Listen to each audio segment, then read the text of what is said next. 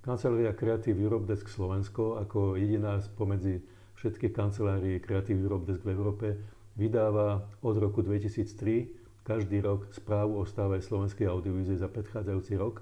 Čiže v tomto roku vyšla teda správa o stave audiovízie v roku 2022 a je to už 20. správa, ktorú sme vydali.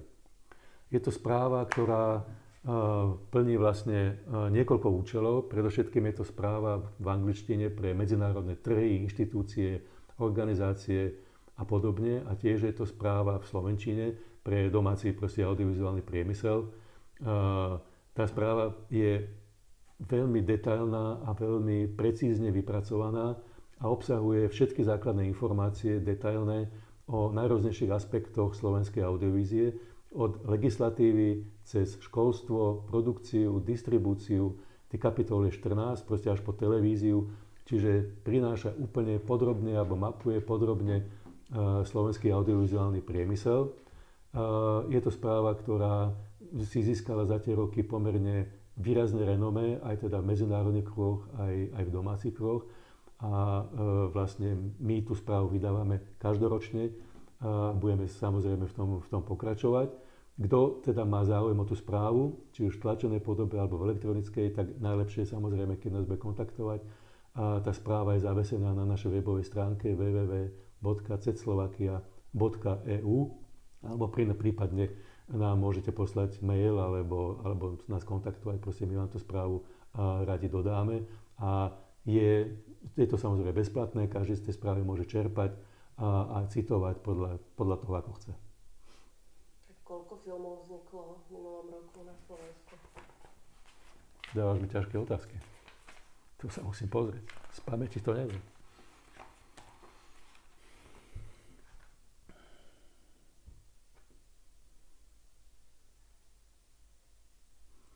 V minulom roku, nevieme teda, či to bol ako dôsledok pandemickej situácie, ale vzniklo rekordný počet filmov na Slovensku a to je 50. To znamená 50 celovečerných filmov, z toho 28 bolo hraných, 20 dokumentárnych a 2 celovečerné animované. A do tohto počtu samozrejme rátame všetky filmy, to znamená aj majoritné produkcie alebo koprodukcie, aj minoritné.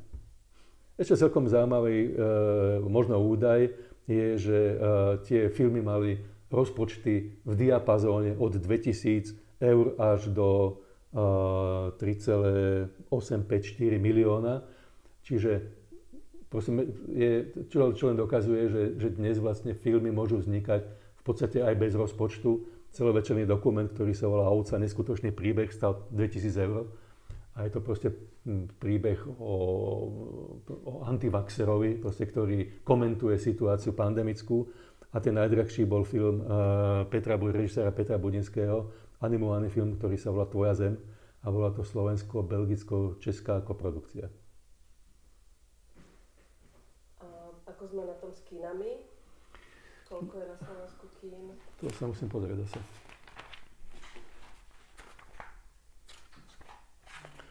Dobrá správa je, že počas pandémie nezaniklo na Slovensku ani jedno kino, hoci teda samozrejme ich premietanie alebo proste ich fungovanie bolo výrazne obmedzené. Dlhý čas boli zatvorené, aj teda v roku 2021, aj v roku 2022.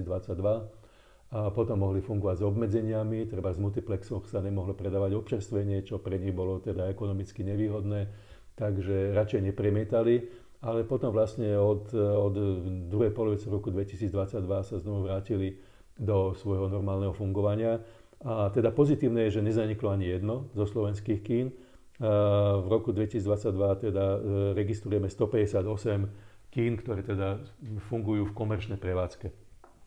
A ktoré majú dokopy 271 premietacích sál, pretože samozrejme do toho počtu 158 vrátame aj všetky multiplexy a miniplexy.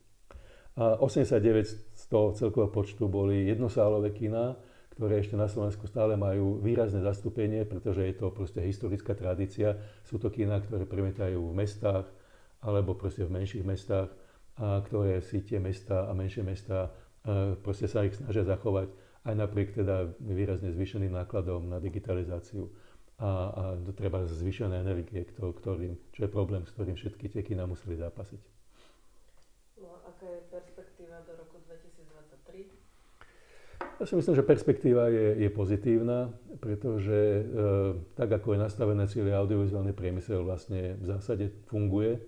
Kina a distribúcia sa vracajú do situácie z roku 2019, už proste postupne sa do kín vracajú aj diváci, čo bol celkom problém, pretože počas pandémie si skôr navykli, že tie filmy prídu k ním domov, pretože to bolo nevyhnutné, aby sa vôbec zachovala distribúcia, ale už sa zase vracajú do kín a už zase máme, ako aj registrujeme pomerne veľké návštevnosti aj na slovenské filmy, aj na zahraničné filmy. Čiže pokiaľ sa niečo výrazne vážneho nestane, tak v roku 2023 si myslím, že ten trend sa bude ďalej stabilizovať. Že v roku 2024 sa ten trend bude ďalej stabilizovať.